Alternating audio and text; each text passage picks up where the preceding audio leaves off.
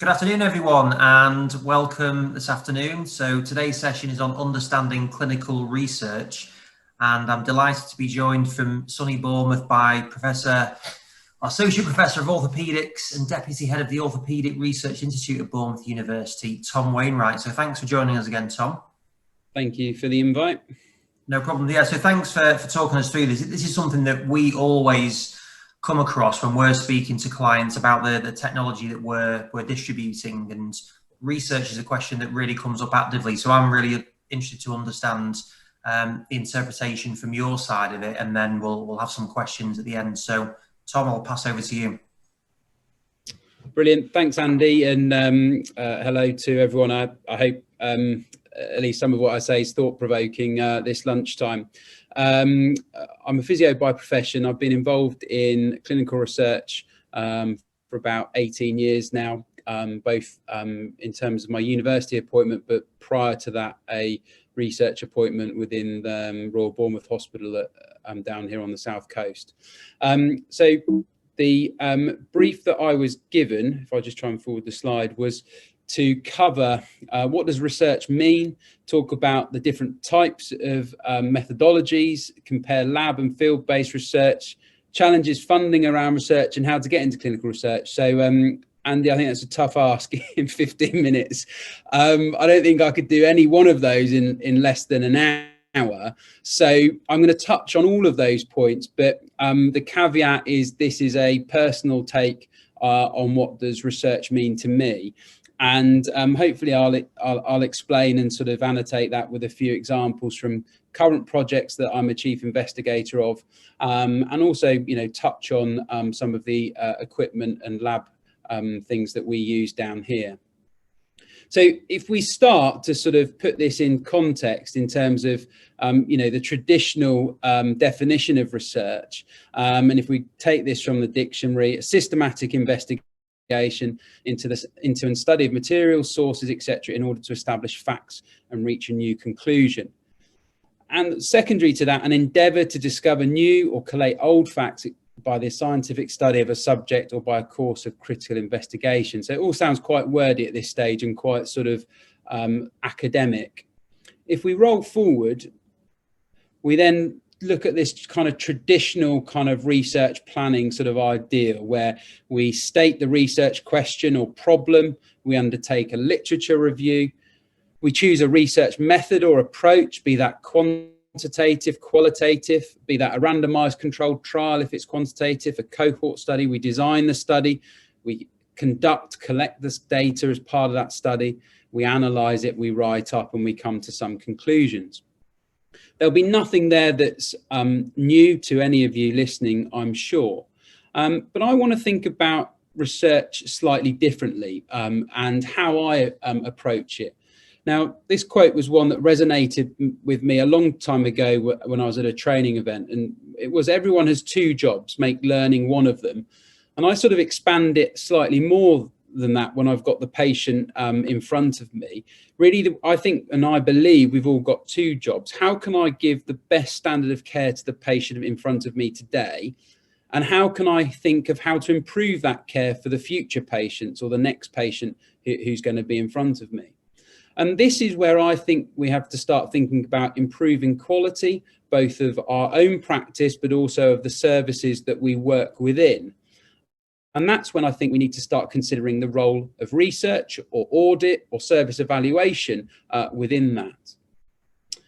And this connection between research and the kind of process of research or inquiry, or if it's an audit or service evaluation, and how we improve the quality of care is shown quite nicely. And this is a Swedish example of how you improve care across a department or clinical microsystem. And really, they have sort of 7 questions that show you the way. And these will need to be adapted depending on your setting, and depending on when you're thinking on a singular personal perspective, or whether you're thinking on a department basis.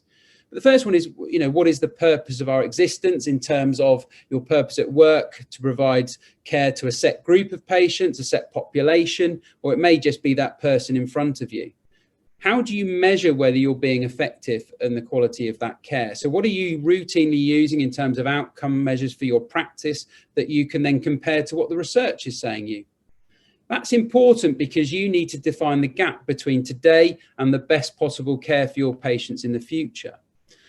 And I think this approach is important because what resonates with most of us is what we can actually do and what we can be involved with. So how do we then develop connections to describe the work that is being done and what we want to do in the future? How can we then look to improve that? And how do we integrate this improvement work, whether it be audit, research or service evaluation, as part of our day-to-day work? And that's something very much that I seek to do in all of the work in terms of going back to that previous slide. I'm thinking about how to deliver the best care to my patient, but also how can I deliver better care in the future to future patients? And that's where I think research, audit or service evaluation can be integral to your day-to-day practice. So how do we go about this? Well, if we just start to break this down, we have to think about our purpose, and I'll give some examples in a moment. We then have to find the evidence base that tells us how to treat those particular patients or that patient cohort. We then begin by evaluating and synthesizing this research and making sure that we're appropriately integrating this research into our practice. And that's about understanding the gap between where you currently are and what is best practice and what is currently known. So you may need to start collecting data. And that may be the example of when you're thinking about introducing a new piece of equipment or new technique to your practice as a way of improving it. How do you know that's going to be improved if you haven't got any data in the first instance to understand the outcomes of your current patients? You then need to implement, and then you need to evaluate. You then need to analyze those findings. And that then really leads to the next question. And that will quite often lead to the research question. It might be that you get to the envelope of where current existing knowledge exists. And that's the exciting opportunity where you can build on the work you're doing to start looking for answers that not only improve your care, but are generalizable and transferable. And that's where we need to use scientific inquiry and specific research methods that are designed for us to make transferable and generalizable conclusions about the research and work that we're doing. So I'm going to talk about some specific personal examples now. I work here at the Orthopaedic Research Institute on the South Coast in Bournemouth. So we've got a conurbation around Bournemouth and Poole of around 500,000 people. We've got one of the oldest populations in the country. In one of our three boroughs, the borough of Christchurch, about a quarter of our patients who live in that area are over 75 years old. That's significantly higher than other parts of the country. So we've got a big arthritis disease burden. So our belief is that no one should suffer unnecessarily from arthritis. So our research seeks to find ways to better treat arthritis. And that's where our belief is and which drives our research and our research questions. So one of the studies where I'm a chief investigator is a randomized controlled trial looking at 256 patients, evaluating an intervention that we've developed called the CHAIN program. Now, this is an 8-week program of cycling and education designed to treat patients non-surgically and conservatively who have arthritis of the hip. We'd done cohort studies and service evaluation work in the previous 5 to 10 years. But we've now come to the research question where we're evaluating it against standard physiotherapy provided within the National Health Service. So this work is a good example because actually the NICE guidelines tell us that exercise and weight loss and education are the 3 core parameters about how to treat patients with arthritis. But actually it doesn't tell us the detail of how that exercise should be delivered, in what location, in what duration, and what type. And so that's driven us to this question for our patients that actually could cycling in a group-based environment be the answer? The initial cohort studies, and they're available on our website, have been published and are very favourable. So what we now need to do is a clinical and economic evaluation in a formal randomised controlled trial to evaluate whether the treatment on the CHAIN programme is better, worse or the same as standard pragmatic care within physiotherapy. So that really is an example, if we look at the hierarchy of evidence when we talk about research, and this was something I was asked to cover, where we are building on our cohort studies and case control studies of the past, the observational research, but now doing experimental research to look at for a causation, a randomized controlled trial to see whether that treatment is better than standard care. Now, in the future, we hope that that randomized controlled trial that we complete and publish will then be part of larger meta-analysis and systematic reviews that NICE undertakes to recommend care. So we hope to take where we've taken guidance from NICE and feed that back into the next iteration of NICE guidance, the findings of our studies, be they positive or negative in terms of our intervention. So this really shows how you can work up and down this hierarchy of evidence within a quantitative context for research through your improvement work and service development work within your setting or organisation. The next trial is an observational study. This is one where I'm chief investigator of a study looking at 200 patients and how they recover after hip replacement, having undergone robotic hip replacement. The context for this is interesting in that robotic hip replacement is being proposed because it allows more accurate positioning of the acetabular cup within surgery. And the research has been done to show that this is true and this is indicated. However, what anecdotally has been found is that recovery is quicker. But we don't yet know whether that's true or whether that's just anecdote or whether that's just the gradual improvement over time of rehabilitation and perioperative pathways. So when we looked at the literature, we started to think about what would a randomized controlled trial look for this problem. But we realized that actually recovery trajectories in the amount of detail that we required to answer that question was not available in the literature. So this study will look at patients before their operation at 3 weeks, 6 weeks, 3 months, 6 months, and a year post-op, with gait analysis within our Grail laboratory, muscle testing with the Primus equipment, as well as using standard patient-reported outcome measures and physical performance tests to accurately map the recovery trajectory. Now, this work will be important so that we can understand which outcome measures are important for us to look at in future randomized controlled trials when we're looking at the efficacy of different recovery interventions post-hip replacement. So this setting and this study is an example of something else Andy asked me to cover, which was the sort of differences between a laboratory and a field setting in terms of when you're collecting data. So I've talked there about gait analysis and about muscle testing. Now, we're extremely fortunate here at the university to have received external funding to set up a state-of-the-art lab for both of those things. And the obvious advantages is that we've got strict control over variables in terms of our measurements, easily to replicate. And we've published the protocols which we're using in this current study. We've published those previously in peer-reviewed journals. And we're seeking to be transparent and show high reliability and validity with the tests that we're using.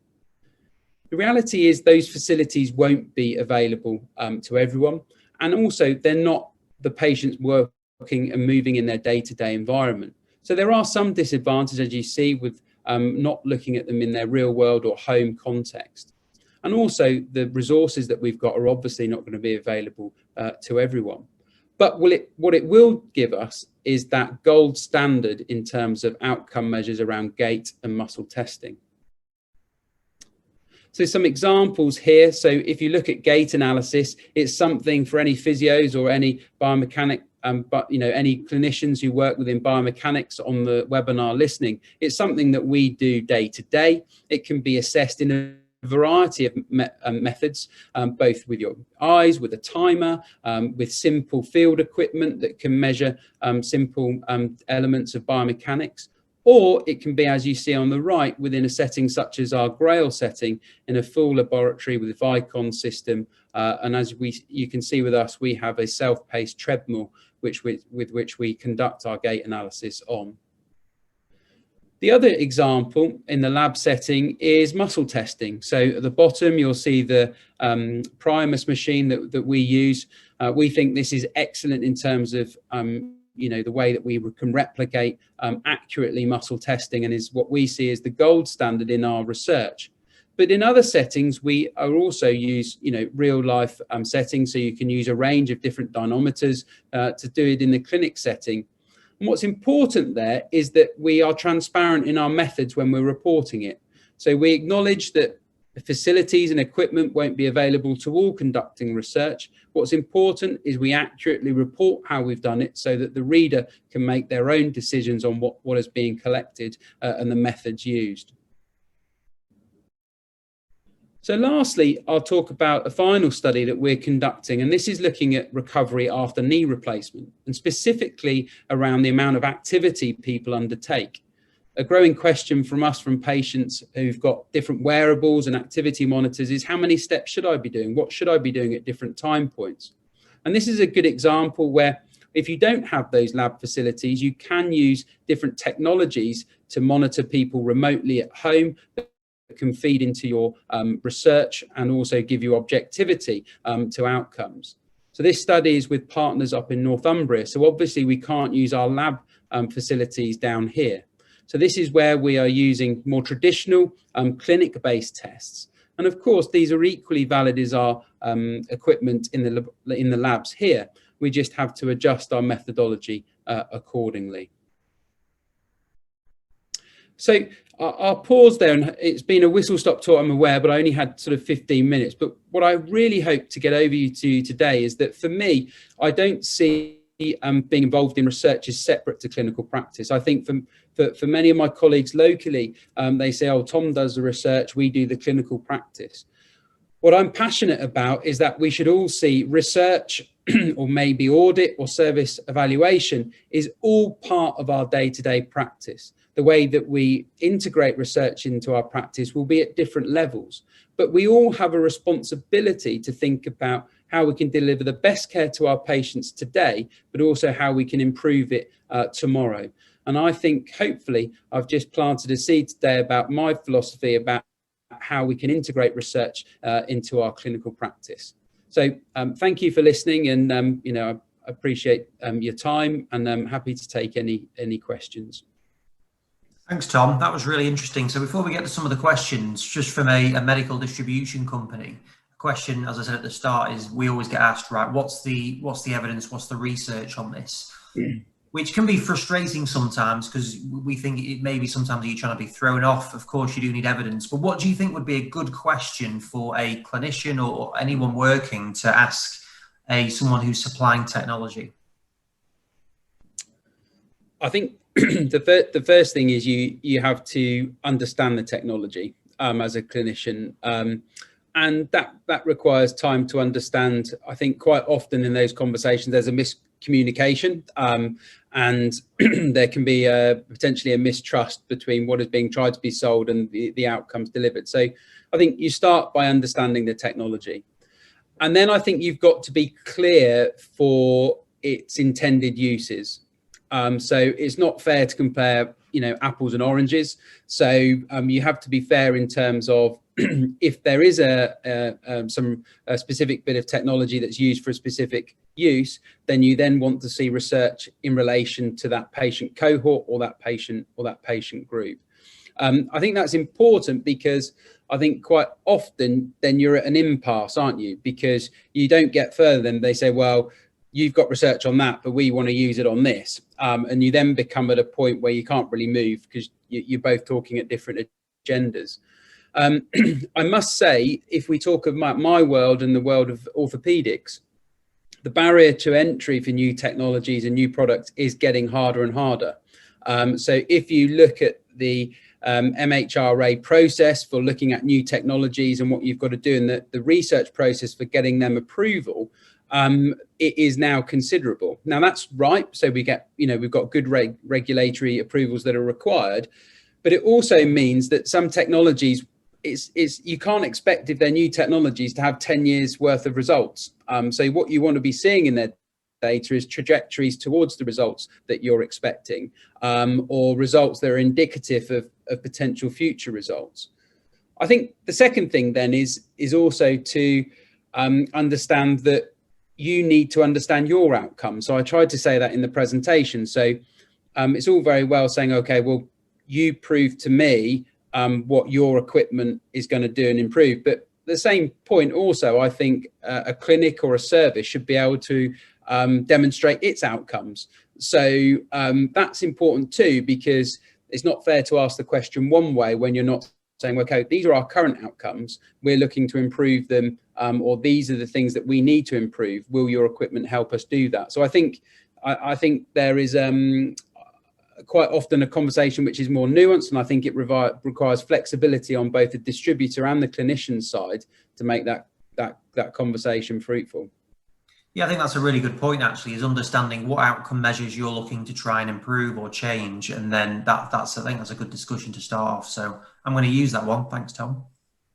So in terms of the new technology that's out there, in terms of collecting data is something that's always been talked about. And what's your thoughts on the new apps and different ways of gathering data that can be used by clinicians, and how that can be used within those sort of clinical settings?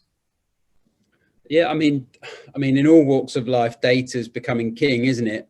We've got more data than we know what to do with. And if I look at a hospital environment across the different systems, and then if we think about wearables, activity monitors, we've got lots of data. What's important is, I think, is meaningful information, and how we take that data and make it meaningful for our patients.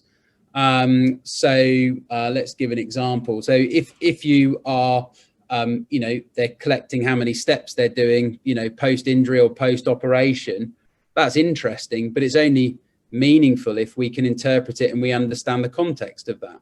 So is that for that particular patient and that particular patient group, is that above or below what we're expecting, at a certain point in their time recovery? Are we monitoring this data in real time? So if we're seeing that someone's activity is reducing over time, are we actually intervening and are we monitoring it, or are we just allowing that data to collect? So I think if we're collecting data, there's a responsibility to act on it.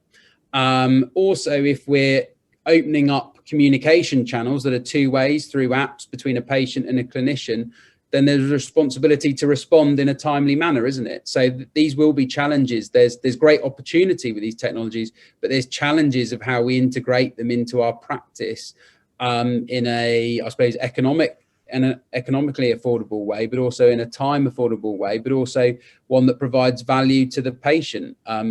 Just because it's a new technology doesn't necessarily mean it's going to improve their outcome. You can still get great outcomes with tradition, in many circumstances with traditional, therapies and methods. Mm. And in terms of, you put on the cost effectiveness and you're actually attaching a monetary value to some of these new services and implementations, how widely do you think that's being implemented across the NHS, say? Well, I think it depends. From my touch points within my NHS role at the moment, is a slightly interesting time, isn't there? Because there are different pots of money where in some of the work around COVID recovery, there seems to be lots of money available at the moment, specifically for in different settings for equipment and facilities. Whereas I think in general, we know the future, we're going to have to prove, quite strongly the, economic efficiencies of our treatments and our technology. So I think economic evaluation alongside clinical evaluation always needs to occur. The difficulties with economic evaluation is when the cost of either the equipment or the facility may be in one department or one setting, yet the benefit is then realised on the patient journey that goes into another setting or department. And that's where you have to think quite cleverly, because that's where there may be a benefit to the overall pathway of a patient, but is that economic benefit being released in the department where the spend is? And that's difficult, and that's a challenge that we all face when we're working across these organisations, because you then have to find a way of recharging or evening that tally so that you get the benefit to the people, you know, who are making the expenditure. Yeah, no, it's definitely a challenge which we've come across previously, but it's a good point. In terms of working with industry, so some of the projects that you're working on that you mentioned some industrial partners, how do you find that in terms of keeping integrity and keeping the results completely impartial and accurate? So yeah, so some of those studies that I've mentioned are funded by industry partners, but they are all investigator-led, i.e. they are all research ideas generated, you know, by myself and colleagues that we've then competitively competed with the industry partner. A big part of moving to the university 5 years ago was to remove ourselves from being attached to the hospital. So obviously at the hospital, if your funder is also someone supplying implants to that organisation, there can be, whether it's real or not real, there is an implied association between the two. We're very fortunate here at the university that we're doing projects with lots of different orthopedic industry partners. That's important to us because by working with not just one but a range of them, we have integrity, and also through the university we're an independent academic organisation that then partners with the hospital partners. We also, where appropriate, use independent clinical research organisations that monitor you know, our studies and the data collected within the studies, and we also have, you know, strict monitoring. You know, for example, the NIHR study that I have, the National Institute of Health Research, that's you know, we get the CTU at Southampton involved in ensuring that is all, you know, done you know, correctly. So yeah, we take the integrity, you know, extremely you know, we put a great deal of importance on that. And also within, it's also in terms of the contracts, we always ensure that whatever the results of our study, we will publish and make those available. So things like all of our studies are registered on clinicaltrials.gov. So you can see our primary outcome measures, our secondary outcome measures as planned before the research. So then when we write it up, we cite that within our paper so that you can check that we are reporting the primary outcome measure and we are reporting it in the manner that we proposed that we would do at the start of the study. That's important because quite often, you know, with industry in other walks of healthcare, especially in the pharma, that, you know, if something's not showing a positive result, then the study won't get published, or they'll look and start potentially fishing for results with secondary outcome measures. And you've got to be careful with that, because obviously when you design a study with a research methodology, the power that you calculate is calculated from the minimally, you know, important clinical difference of your primary outcome measure and what you're seeking to improve. So again, from a methodological perspective, you know, we put a great deal of weight with our integrity about how we conduct the research. Yeah, okay, thanks for that. And then final question, what would your advice be to clinicians who are completely working in clinical practice but are interested in moving into this area? What would your advice be? I think it's to dip your toe in and get some exposure to it. So, you know, if you're in an NHS trust, many trusts they may not be leading the research, but they'll be involved as contributing sites to, you know, national research studies, you know, as part of the NIHR portfolio. So contact your local R&D team, see if you can get involved in any of those sort of studies going on within your hospital. Within your own practice and own department, start by looking at what your service needs are. So, you know, what's affecting your service from a clinical perspective and your patients. What's the problem you're trying to solve? Then get involved. What does the research? Go and do a literature search, seek out your librarians to help you with that. What does the literature say? What's that, as I showed, what's the gap between best practice and what you're achieving? And then if there's indication within the literature about what you should be doing, can you apply that, and then can you audit or evaluate your service against those standards and collect data to see whether you then improve and achieve that. Once you've achieved that, what can you and your team think about how you can improve it, and that then generates the research questions and the future sort of quality improvement and service development work.